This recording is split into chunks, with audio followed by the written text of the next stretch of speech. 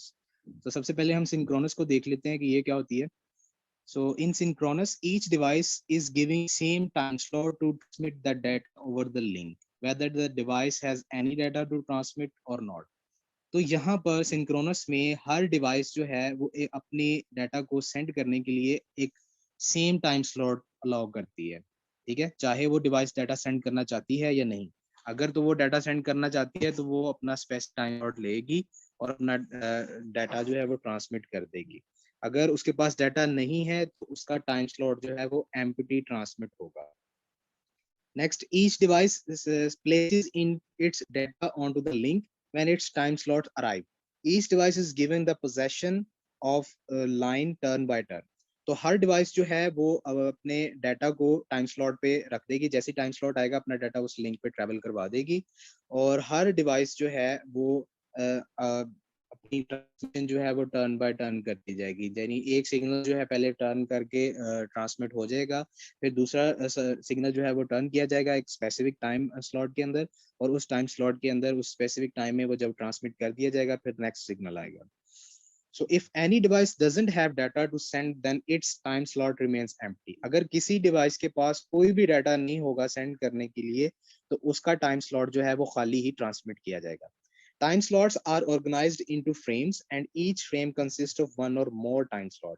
Time slots को हम organise करते हैं फ्रेम्स की शक्ल में और हर फ्रेम के अंदर कम से कम एक से ज्यादा टाइम स्लॉट्स होने चाहिए।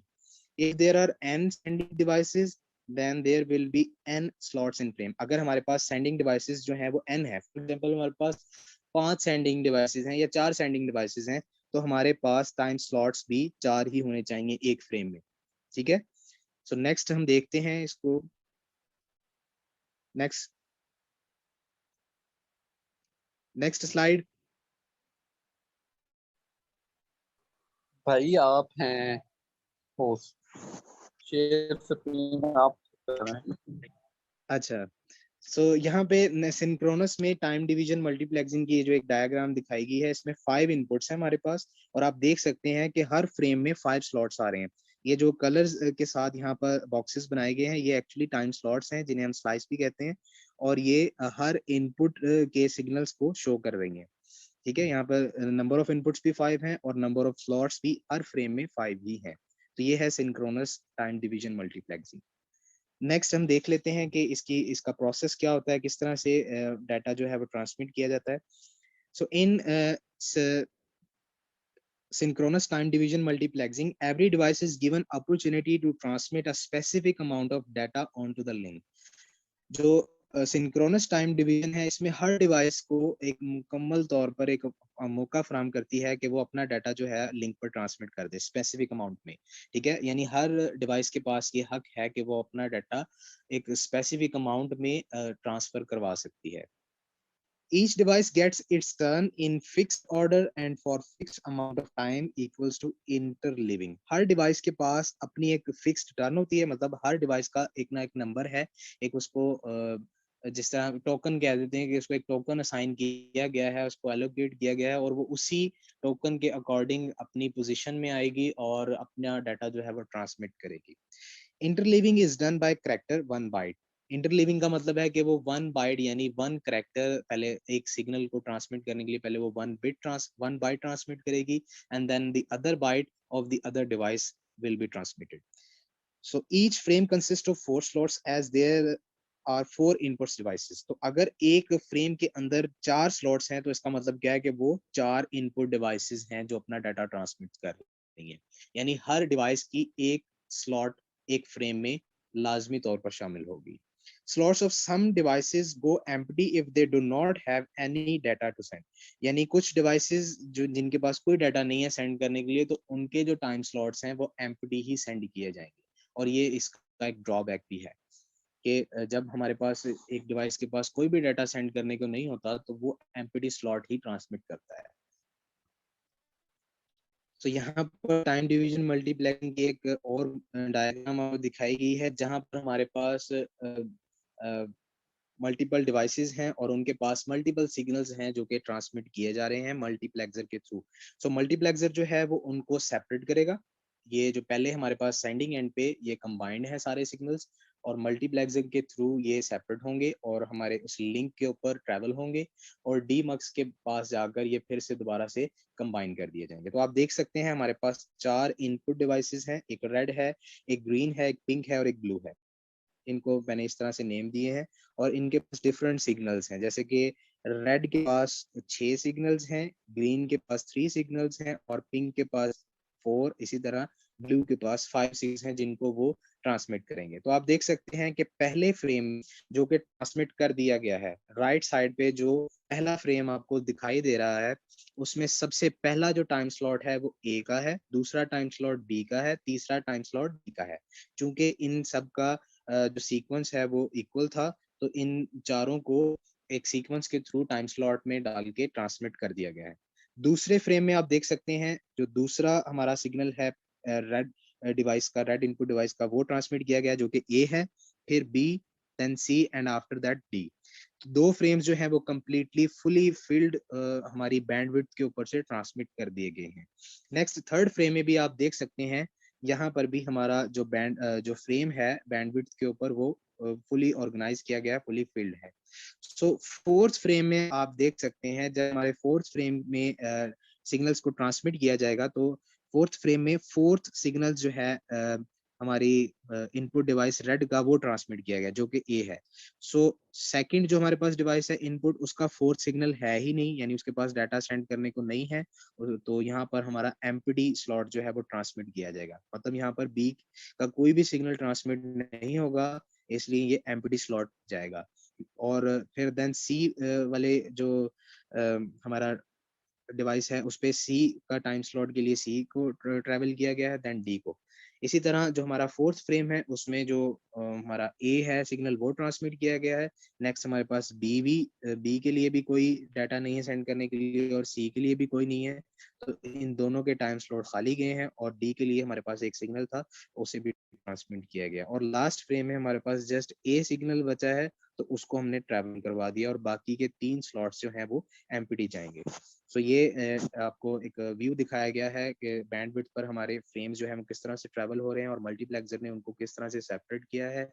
नेक्स्ट हम देखते हैं कि डी मल्टीप्लेक्सर ने उन फ्रेम्स को किस तरह से दोबारा वापस कंबाइन किया है। तो आप देख सकते हैं कि इस फिगर में जितने भी हमने फ्रेम्स ट्रांसमिट किए थे अपनी बैंडविड्थ पे, वो डी मल्टीप्लेक्सर के थ्रू दोबारा से कंबाइन हो गए हैं और जो डिवाइस ने अपनी सिग्नल्स को ट्रांसमिट किया गया था वो उसके रेलेवेंट डिवाइस को रिसीव हो चुके हैं। सो नेक्स्ट अब हम इसका डिसएडवांटेज देख लेते हैं सिंक्रोनस टाइम डिवीजन मल्टीप्लेक्सिंग का। The channel capacity can not be fully utilised, some of the slots go empty in the certain frames. So earlier मैंने आपको बता दिया था कि यहाँ पर जो इसका ड्रॉबैक है वो ये है कि जब भी हमारी किसी डिवाइस के पास डाटा सेंड करने को नहीं होगा तो वो एम्प्टी स्लॉट को ट्रांसमिट करेगी। तो यही एक इसका ड्रॉबैक है, यही एक डिसएडवांटेज है कि चैनल जो है उसकी कैपेसिटी को फुली यूटिलाइज नहीं किया जाएगा। जैसे कि हमने पीछे एक एग्जांपल में देखा,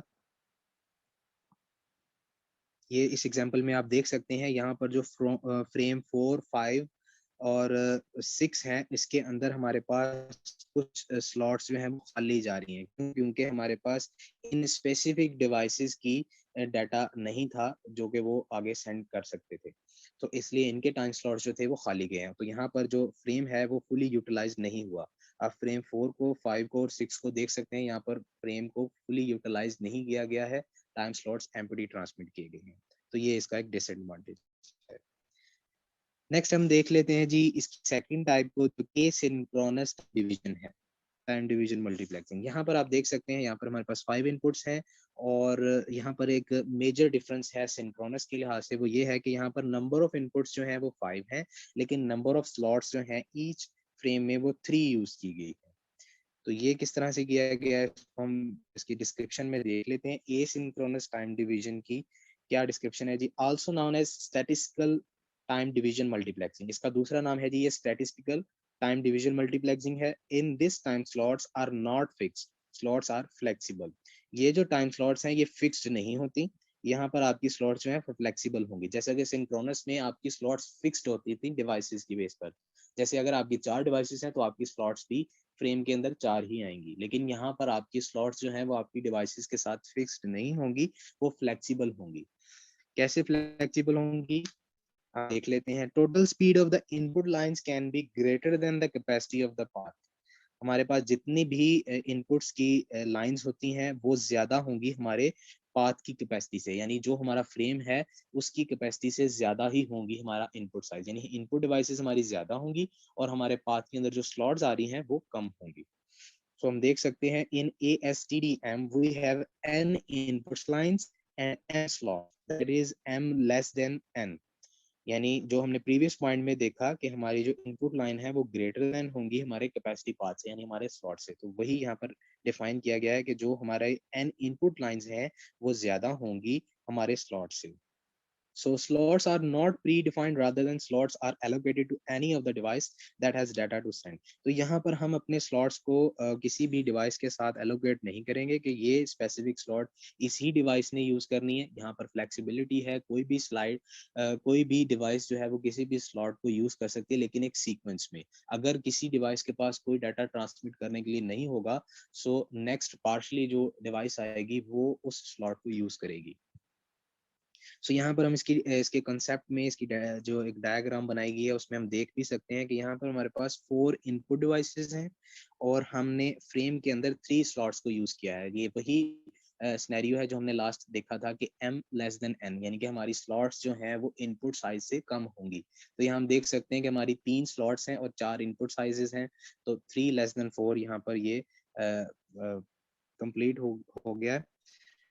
सो देख सकते हैं कि आप एसिंक्रोनस टाइम डिवीजन में यहाँ पर लिखा है in asynchronous time division multiplexing time slots are not fixed to a particular device, instead they are allocated या allotted to any of the devices that had data to send। तो यहाँ आप देख सकते हैं कि जितनी भी हमारे पास स्लॉट्स हैं वो फिक्स्ड नहीं है किसी भी डिवाइस के लिए। अगर किसी भी कोई भी डिवाइस अपना डाटा सेंड कर सकती है एक सीक्वेंस के अंदर। आप देख सकते हैं सबसे पहले फ्रेम 1 में यहाँ पर ए सिग्नल को ट्रांसमिट किया गया है, देन बी को किया गया है एंड देन सी को। सो डी सिग्नल यहाँ पर पहले फ्रेम में ट्रांसमिट नहीं किया गया, तो पहले फ्रेम की जितने भी सिग्नल्स हैं वो एज इट इज ट्रांसमिट कर दिए जाएंगे। नेक्स्ट हमारे पास दूसरे फ्रेम के अंदर जो उससे नेक्स्ट सिग्नल आ रहा है जो कि डी है उसको स्लॉट में रखा गया है और ट्रांसमिट किया गया है। देन फिर फ्लो के हिसाब से हम पीछे से वापस आएंगे, देखेंगे कि किसी डिवाइस का कोई डाटा रह तो नहीं गया। अगर डाटा रह जाएगा, जैसे कि पहली डिवाइस का ए सिग्नल ट्रांसमिट होने के लिए रह गया है, तो उसको हम फ्रेम 2 में रखेंगे दूसरे स्लॉट में और उसको ट्रांसमिट कर देंगे। एंड देन बी और सी का कोई डाटा नहीं है तो इनकी स्लॉट्स खाली नहीं जाएंगी, बल्कि वो नेक्स्ट पार्शली सीक्वेंस में डिवाइस को देखेगा जो कि फोर्थ डिवाइस है और उसका एक डाटा सिग्नल डी है जिसको ट्रांसमिट किया जाएगा। तो यहाँ पर हमारी जितनी भी फ्रेम है वो फुली यूटिलाइज किए गए हैं और बैंडविड्थ पर किसी भी डिवाइस को के स्लॉट्स को फिक्स नहीं किया गया है। हर डिवाइस जो है वो अपने स्लॉट को अपने सीक्वेंस में यूज कर रही है। अगर उसके पास डाटा है तो वो उसको यूज करके उसको ट्रांसमिट कर रही है, अगर डाटा नहीं है तो वो पार्शली नेक्स्ट मूव कर रही है। In the above figure, it is shown that the number of devices are 4 and the time slots are 3. The time frame 1, all slots incompletely filled with data. So ये हम explain कर चुके हैं कि पहले फ्रेम में जितने भी स्लॉट्स हैं वो फिल्ड हैं और उन्होंने डाटा को सेंड कर दिया है। जैसे कि from devices A B and C the time frame 1 has only 3 time slots. तो हम देख सकते हैं पहले फ्रेम में 3 टाइम स्लॉट्स हैं। So the data from the device D is filled in the next time line time frame. तो जो डी का डाटा है वो दूसरी टाइम फ्रेम में फिल किया जाएगा, that is in time frame 2।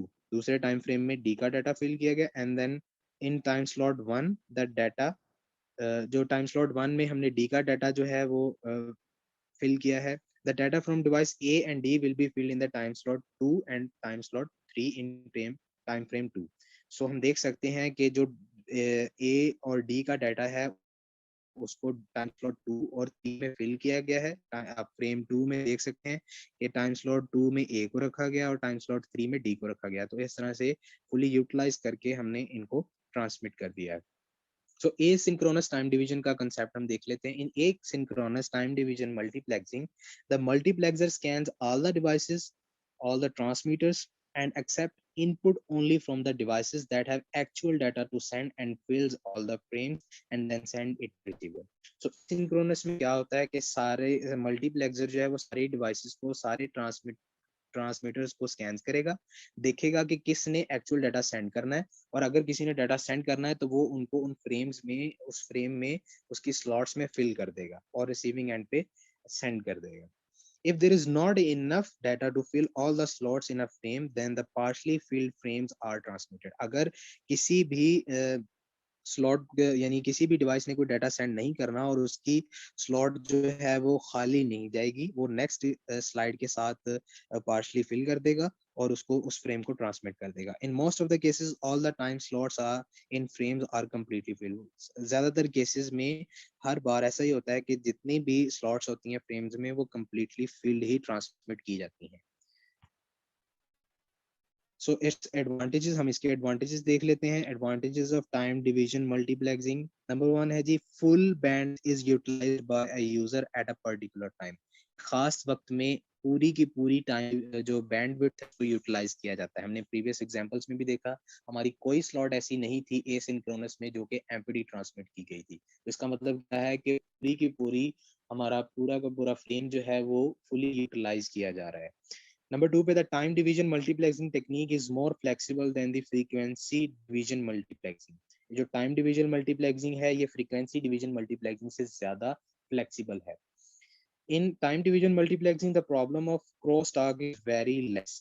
Time division multiplexing में जो क्रॉस टॉक का जो लॉस होता है वो बहुत ज्यादा कम हो जाता है. क्रॉस टॉक का मतलब ये है कि यहाँ पर हमारा डाटा जो है वो डिस्टर्ब नहीं होता, सारे सिग्नल्स जो है वो सेपरेटली सेंड किए जाते हैं. जबकि frequency distribution, frequency time division multiplication multiplexing में हमारे जो सिग्नल से वो कंबाइन करके सेंड किए जाते थे, तो उसमें क्रॉस टॉक का प्रॉब्लम आ जाती थी. लेकिन टाइम डिवीजन मल्टीप्लेक्सिंग में चूंकि हम अलग अलग करके अपने सिग्नल्स को ट्रांसमिट करते हैं, तो यहाँ पर ये प्रॉब्लम बहुत ज्यादा कम कर होती है. इसका डिसएडवांटेज भी देख लेते हैं. In time division multiplexing synchronisation is required. अच्छा, टाइम डिवीजन मल्टीप्लेक्सिंग का जो ड्रॉबैक है वो ये है कि यहाँ पर सिंक्रोनाइजेशन रिक्वायर्ड होती है. सिंक्रोनाइजेशन मींस यहाँ पर हमारे जो स्लॉट्स हैं वो एम्प्टी ट्रांसमिट हो सकती हैं. सो नेक्स्ट हमारे पास है जी demultiplexer. Demultiplexer is a data distributor read as भाई डीमक्स. कबीर जी भाई, जी जी, जुहेब जुहेब जुहेब ये जुहेब का टॉपिक है. जुहेब जी भाई. चलें ठीक है, sorry. Thank you class for listening me. And next ये डीमल्टीप्लेक्सर जो है वो जुहेब आपको एक्सप्लेन करेंगे. चलें जी Zuheb.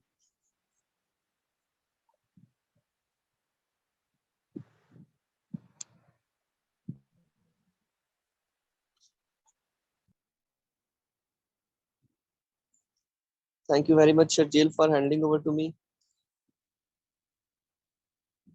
Hey guys, if you don't know, I am Zuhaib under roll card 347, and the topic that I have to present is demultiplexers. A demultiplexer is a data distributor read as demux.